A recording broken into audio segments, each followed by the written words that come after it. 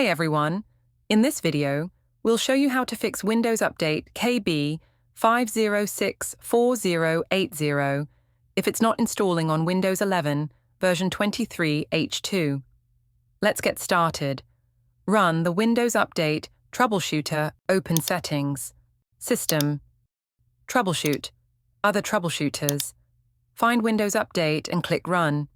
This will automatically scan for and fix common update problems. Clear the Windows Update cache, press Windows +R, type services.msc and press Enter.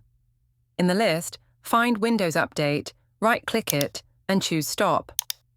Open File Explorer and navigate to the C: drive. From there, open the Windows folder. Inside it, locate and select the Software Distribution folder and then open the Download folder. Delete everything inside this folder. Don't worry, Windows will recreate it.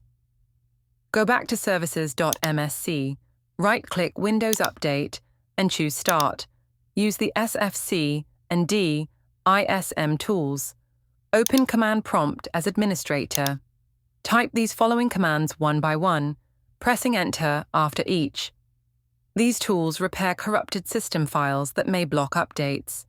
Restart your PC. Once the update finishes installing, restart your computer to apply the changes. And that's it. If this video helped you, don't forget to like, subscribe, and share. Thanks for watching.